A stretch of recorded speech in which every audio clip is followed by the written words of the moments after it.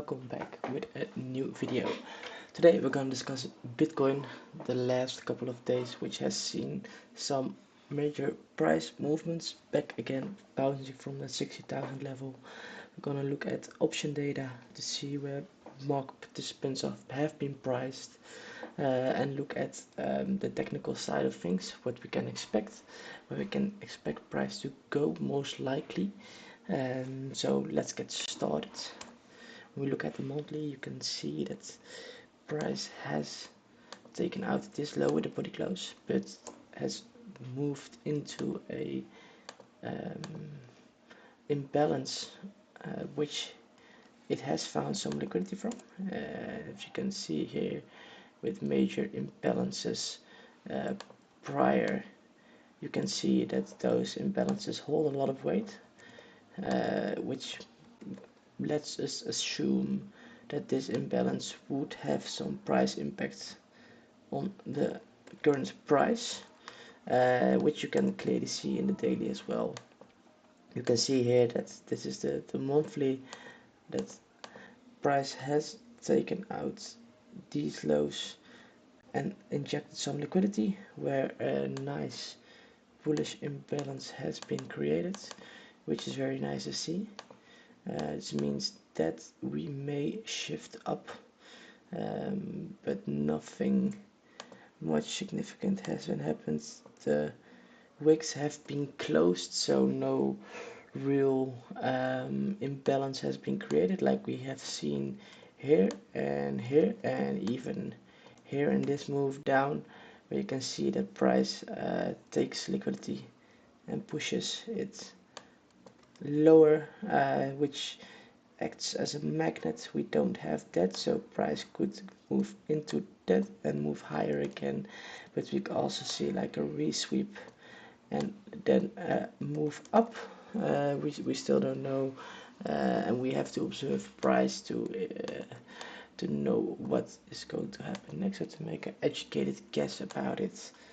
And when we look at the H4, we have been annotating that this liquidity has been grabbed and price has been pushing up.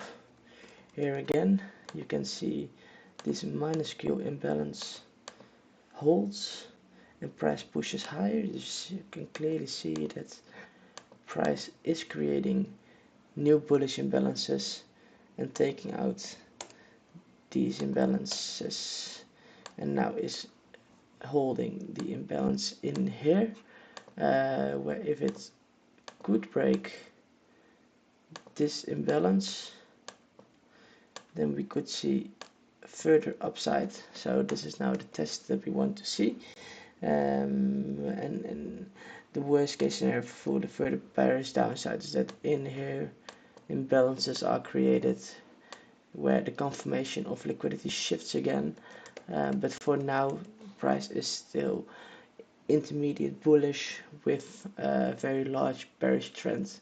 So these levels need to be visited to see what the price can do and will do next. So that's okay to see. If you look at the H1, it's a bit more choppy.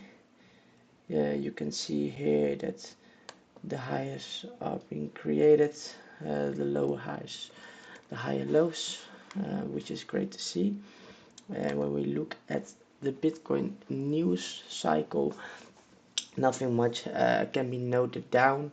You can see some technical analysis from the Bollinger Bands, and relief rallies, which has been explained with the ETF fund flow, which was positive again, which we have noted down Friday as well, where FBTC and ARKB have been injecting new volume, new spot volume, which can cause a bit of a price upsteer, but given the whole volume in the markets,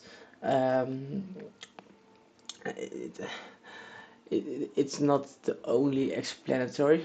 There are more factors into play, because when you look at maybe like option data, and you see by volume, by strike, that you can see that more and more puts and calls are being sold and bought.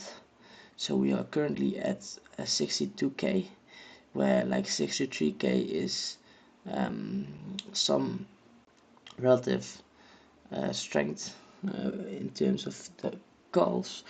And you can clearly see here that the major stronghold is the 60,000 level and 66,000 level, and then 70,000 level as well.